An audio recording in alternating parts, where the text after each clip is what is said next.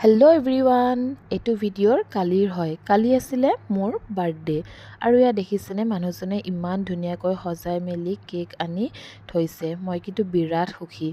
তাৰ পাছত এয়া মই কেক কাটি আৰু এইফালে তেওঁ গিফ্টটো দিলে। তাৰ পৰা এয়া মৰ্ণিং স্কুললৈ বুলি ওলালোঁ। স্কুলতো ছাৰ আৰু মেমে মোলৈ কেক এটা আনি থৈছিলে।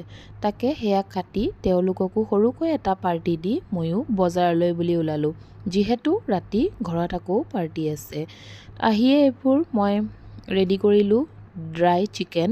তাৰ পাছত কোনেনো কি গিফ্ট দিলে সেয়া চালোঁ।